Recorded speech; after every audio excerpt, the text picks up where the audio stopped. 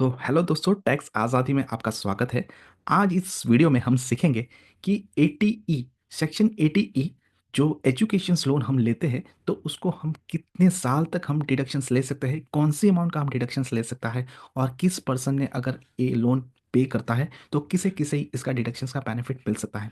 तो आइए जानते हैं, सीखते हैं कि एटीई डिडक्शंस हम किस तरह से ले सकते हैं और कैसे इसको समझ सकते हैं। आज़ादी, आज हम सीखते हैं कि लर्न द सेक्शन 80E, जो हम इसे समझेंगे, सीखेंगे और ये भी देखेंगे कि किस तरह से हम इसका डिडक्शंस ले सकते हैं। तो फर्स्ट ऑफ ऑल देखते हैं कि what is the section 80E।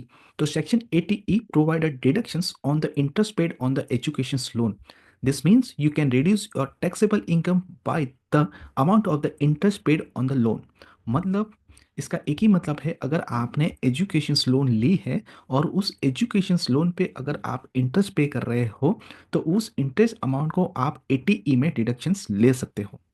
इसका की पॉइंट क्या है? Only the interest paid on the loan is eligible, not the principal amount. देखो, मैंने यही चीज बताया और कुछ नहीं है। No upper limit on the deductions. You can claim the full interest amount. The loan should be taken from a bank, financial institutions or approved charitable institutions. मतलब ये क्या बोलता है, इसकी कोई अपर लिमिट नहीं है।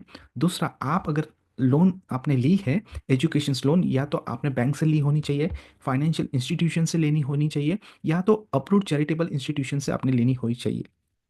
अगर इन इन फाइनेंशियल इंस्टीट्यूशनों से आपने अगर लोन ली है तो आपको एजुकेशन लोन का जो इंटरेस्ट अमाउंट है एटीई में डिडक्शंस मिल सकता है। ये पॉइंट कहने का मतलब था। अभी इसके बाद देखेंगे कि who can claim. You can claim a deductions if the loan is taken for the higher educations in India or abroad। मतलब अगर आपने एजुकेशन लोन ली है इंडिया में हायर एजुकेशन के लिए और या अब्रॉड जाने के लिए और अब्रॉड जाके एजुकेशन के लिए, तो इसका क्लेम आप ले सकते हो। The loan is for yourself, your spouse, children or the legal guidance can claim it. मतलब क्या, अगर सपोज आपके बच्चे के लिए आपने एजुकेशन लोन ली है, या तो आपके स्पाउस के लिए, या तो आप एक छोटे बच्चे हो, या तो एक एजुकेशन में हो और आपके पीछे आपके गाइडर ने आपकी लोन ली है, तो वो अपने इनकम टैक्स रिटर्न में एटीई में डिडक्शंस ले सकता है। ये खाली इंडिविजुअल के लिए एप्लीकेबल है। अगर ये एचयूएफ और कंपनी होगी तो उसको एप्लीकेबल नहीं होगा। How long can you claim. तो इसको कितने साल तक आप क्लेम कर सकते हो? You can claim this deductions for a maximum of the 8 years starting from the year you begin the repay the loan. मतलब क्या बोलता है कि अगर ये लोन का जो इंटरेस्ट अमाउंट होगा उसको आप 8 साल तक, जितने साल तक आप लोन भर रहे हो उसमें जितने साल इंटरेस्ट अमाउंट आएगा उतने साल तक मतलब आप इसको रीपे कर सकते हो। वो साल कितने? मैक्सिमम 8 साल तक। 8 साल से ज़्यादा होगा तो आपको 8 साल तक ही आपके इनकम टैक्स रिटर्न में एटीई में इंटरेस्ट अमाउंट का डिडक्शंस मिल जाएगा एजुकेशन लोन का।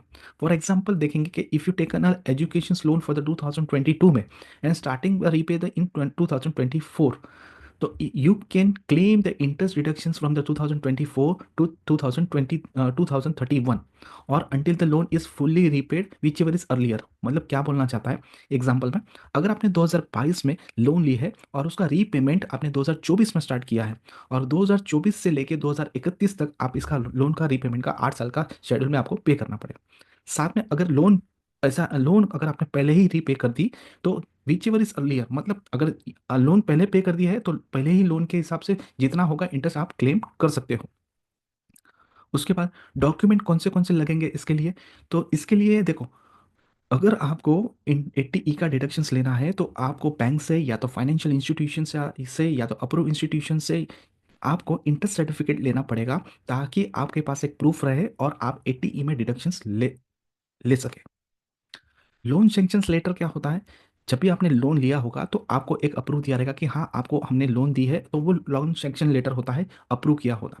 Proof of the payment of the interest, आपने पेमेंट किया हुआ है उसका प्रूफ होना चाहिए, आपने इंटरेस्ट अमाउंट पे किया उसका प्रूफ आपके पास होना चाहिए। तो दोस्तों ये वीडियो में इतना ही।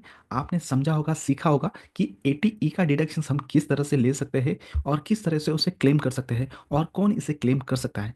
तो अगर आपको ये वीडियो पसंद आया होगा तो लाइक कर दीजिए, शेयर कर दीजिए और सब्सक्राइब करना ना भूलिएगा, ताकि मैं और ऐसे वीडियो लाते रहूं और आपके अंदर नॉलेज बढ़ाते रहूं, साथ में मुझे लगे इतना मैं आपको नॉलेज प्रोवाइड करे रहूं। तो मिलते हैं नेक्स्ट वीडियो में और सीखते हैं एटीयू।